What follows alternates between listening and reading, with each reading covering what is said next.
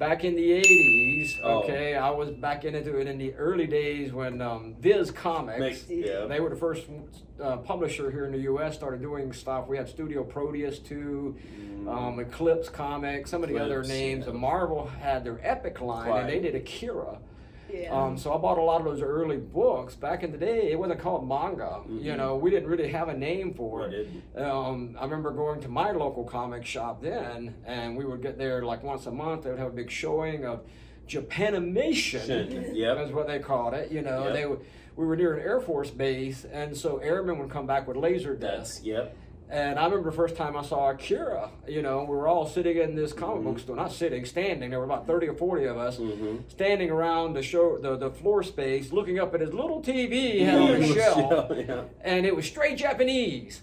So we No had subtitles, no no- idea, Yep. no subtitles, no Yep. nothing. And we were like, this is crazy, you know, Yeah. what we're watching, but it was fantastic at the same time, Oh, and we yeah. loved it. Akira's So that beautiful. hooked me into that world of manga, and the anime, as it later came to be known. And so those first few years, about 5-6 years, I was really heavy into it. Yeah. And then it exploded. I think it was early 90s, no, maybe mid 90s, 94, Mid 90s. 95. Yeah. And you know, I was sad but happy at the same time, because you know, manga and anime had been my little niche. Yeah. I didn't have many people into it, so I discovered this wonderful magical world for like 6 or so years, and I was reading it all by myself and enjoying it. And now everybody was watching Watch it. it. Yeah. Everybody was a bittersweet Goku because fan. you're like- Everybody was a Sailor Moon fan. Yeah, Everybody yeah. was a Gundam fan instantly. Yeah. So I was happy because I meant that more would start coming yeah. to the U.S. Well, all of a sudden, Toys R Us had Gundam model kits. You were like, Exactly, wow. you're right. Yeah. I had to search high and low Oh, at yeah. comic book conventions to build my Gundam collection. Yeah. It was impossible to find Yeah. them. Late 90s period to maybe mid 2000s, we had about 5 years that the Japanese sent us everything. They Oh. saturated. And it was crap. Yeah. It was junk. Ghost It was a stories. terrible Ghost- watch. yeah. It was a terrible. Hey there, what are you kids doing here? School's over. Go home, you sillies. No, thanks. Oh, nice cat. This is fantastic. I remember going to my local video store. I was probably about 12 or 13 at the time, and I was in the kids section, and my mom had set up my account where I could only rent movies that were just like PG or cartoon kind of thing. So I'd go into the store and was looking around, and they had a movie on the shelf called Warriors of the Wind. And I'm like, wow, this sounds interesting. Let me rent it and watch it. So I took it home and watched it and fell in love with it. Yeah.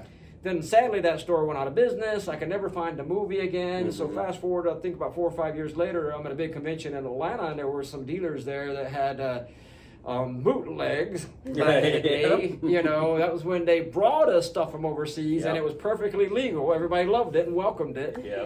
And there was a dealer there with a huge selection of VHS tapes, and I was talking to him. He's like, "Oh, you watched Nausicaa?" Yeah. I went, "Nasa what?" You know.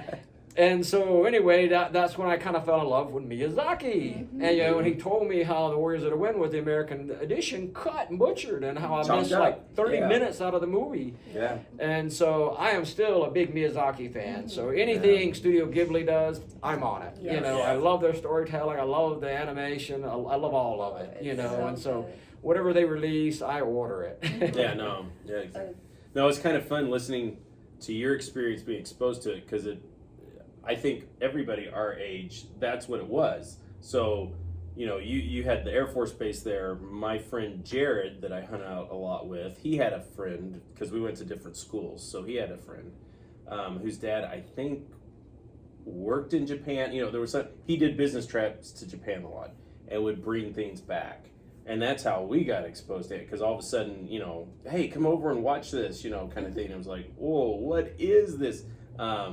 Robot Carnival. He got a lot of the shorts, the compilations that were put together, and we'd watch those. But same thing, still no subtitles. You know, we're sitting there going, what are they talking about? This is amazing. I don't know what they're talking about, but this is amazing. You know, I kind mean, of we thing. had So, Scooby-Doo on TV Yeah. that we were watching, Yeah. and Looney Tunes, Oh, yeah. and I'm trying to remember all the great classic cartoons of the time period. I can't remember some of Yeah. the great ones, Fat Albert, yeah. Smurfs. I mean, you know, great classic Saturday morning cartoons. And I loved them. I loved all of them. I grew up on them. Big fans of all of them. And then along comes this Japanese stuff. And, Yep.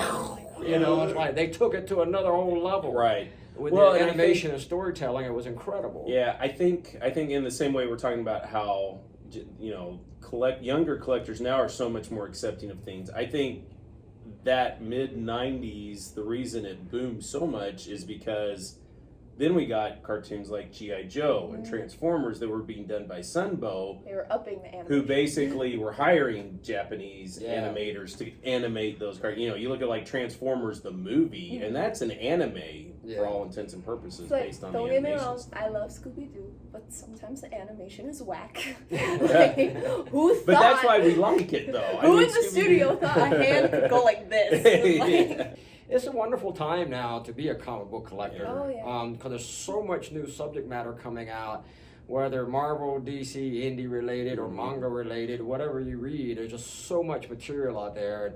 I think because of the success of the TV shows and the movies and all the licensings they're doing. I mean, look at Walking Dead. Oh, yeah. The horror stuff has just grown leaps and bounds over yeah. the past 10 years too. Because of the success of all these franchises and the new audiences it's reached, is pushing writers to work harder To put come up with better storyline. Yeah. you don't have to answer this question, but I thought it'd be funny. What is your least favorite fandom to sell to? Least favorite fandom? Yeah, like to deal with. demographic that you go. Is there a fandom Alright. that you do not enjoy dealing with? Yeah. Well, to kind of go back to the beginning, the name of the business is Comics Plus. Plus, yeah. So you can we're comics plus a whole lot more. The plus things covers other things in the store. We do gaming, we do anime, obviously, we do toys, statues. We also do sports cards. And to quote my wife, boring sports.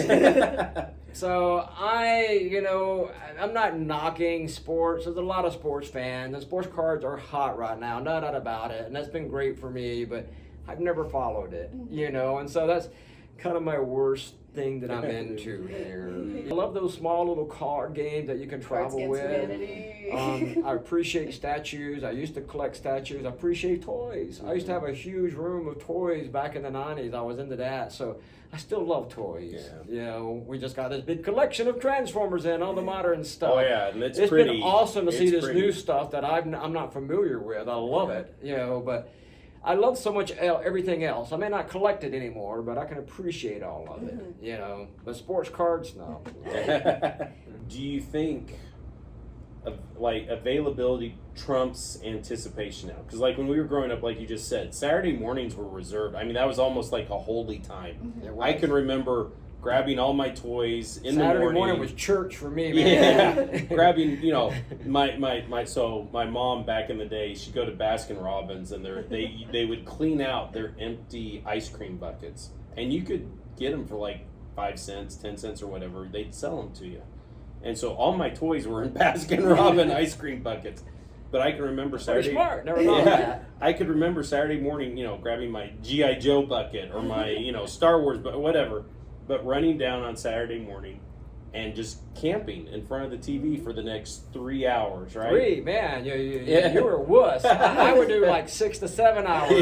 Yeah. Your life was my life, pretty much. I would constantly have battles with my mom on Saturday morning. She's like, "Are you going to sit on your butt all day and watch cartoons?" No, just to 1:30, Mom. Yeah. Leave me alone. This is my kids' time. It's sacred. It was a very sacred time. It was a wonderful experience. That was the only day of the week you could see cartoons. So if you missed anything that Saturday, you were screwed for another 6 days. Yeah.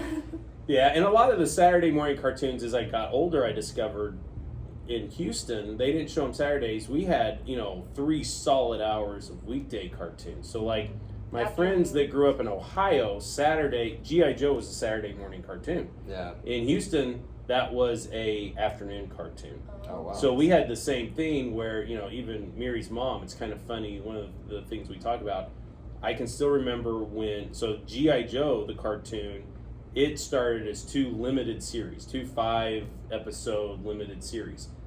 And running home that week, because you knew if you missed the Tuesday episode, you weren't seeing it. They might give you a summary on Wednesday or something, So you were home, you would run through fire ant hills, if you had to or whatever, to get home to watch those cartoons.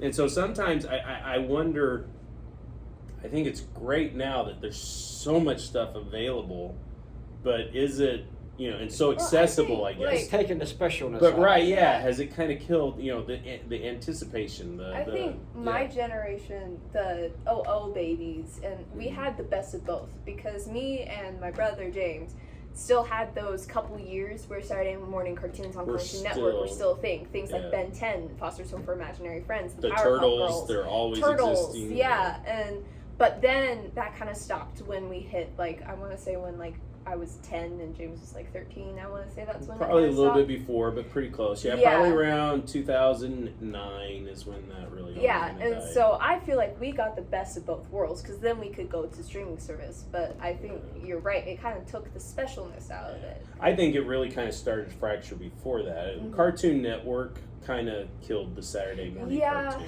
I think so too. Um, Yeah, it was a curse and a blessing. It Yeah, was great as to cool be as able to Cartoon see- Network was, yeah. Seeing so many cartoons that were off Yeah. air or a new product, but Mhm. yeah, now it's 24/7. The specialness was gone. gone. It was a rite of passage for our Right. generation. Yeah. That whole Saturday morning thing, to be sitting Yes. there eating that bowl Yeah. of cereal, and then Lucky you take a whole half hour, watching the show to eat that bowl, and you fill up for the next Yeah. episode. Yeah. You had the box right there on the carpet with you, and you just keep filling up. Might need a Yeah. little more milk. Yeah. Keep on going. Yeah. What is your favorite superhero or comic character? Oh, that's a loaded question. Let me pose that. Who's your favorite child? It's a hard Same choice. way. There's so many. Yes, I still have a fondness for Thor, because of the whole Walt Simonson aspect. I love Peter Parker because of JMS. I love the anime stuff. I've still got my original Akira that I bought new. Yeah. Finding all those issues, that's hard nowadays. So I love the Japanese stuff. I love Kaneda. I love his bike. In fact, I ride a motorcycle. Cycle. Thank you, Kaneda. For inspiring me to do that. But I don't know. It's just so hard to put a actual top choice. Though going back earlier, Judge Dredd. I still Great like character. Judge Dredd. That's a great character. Yeah, it's a great character. I love sci-fi. And if you want to watch a Judge Dredd movie, don't watch the Stallone one. Oh, he stabs me. Yeah, it's bad. I know But- so many people badmouth it, but Oh. I actually enjoyed it.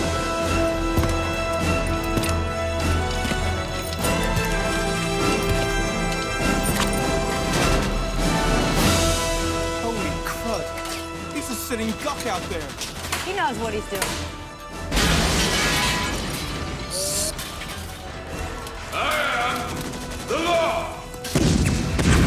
Except for Rob Schneider. Well, what I was going to say, I enjoyed the movie, but if you want to watch a movie where they get kind of his character better, watch the Carl Urban. Dredd. I agree with that. Carl Urban nailed Yeah. the character. There's too much comedy in the In the Stallone Stallone, version. yeah, They're taking a lot of the. That's why I say get rid of Snyder. Get rid Yeah. of the comedy out of it. It would have been better then. Yeah. The one thing I did not like about the Urban movie, though, I thought it was a little over the top violent. It is. It's pretty gory. Yeah, it depends on what I'm kind of reading at the moment. Yeah. If I read a good Thor's back up there. I read a Yeah. good Spider-Man's number one. Changes every month, Yeah, I think we're all kind of like that. Yeah. I went through a period, Ghost Rider, Danny Ketch. When I read that first storyline, Johnny Blaze was never a big character for me. My brother loved Johnny Blaze. In fact, when I got my stack of hand-me-down comics from my brother, there were a ton of Johnny Blaze Ghost Riders in there, and I just, meh. But I think that's what our generation, and I talked about this a little bit with Miri, and we can wrap it up with this, is, I think our generation was, I would say, almost the Star Wars generation. Yeah. We liked the sci-fi, and I think a lot of us got into comics and superheroes in a roundabout way because Star Wars was the first kind of thing to kick down the door and say, sci-fi is cool. It's not Trekkie anymore. It's sci-fi's wider and can be liked by a lot.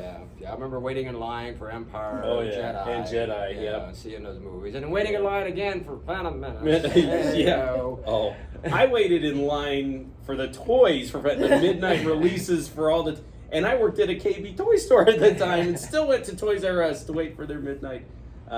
But like Miri's generation, it's kind of cool as and for us that read these comic books, that all of a sudden our kids are growing up on the MCU. you know, with the crying and everything else, you know, Yeah. in the movies, because that's their stories. That's our childhood. So yeah. But I hope you guys enjoyed that video, and we'll see you Thank guys Dave later. I'm for sorry I time. talked too long. No, you it was did great. fantastic. It Thank was you, awesome. thank you. Dave for doing that. Thank Okay. you for having me. Maybe we could do some more. I look forward Yep. to Oh it. yeah. Yep, oh, for yeah, sure. Definitely. Well, Okay. thank you. I'm gonna awkwardly right. stand up. I'm gonna awkwardly stand up. We always kind of. Oh.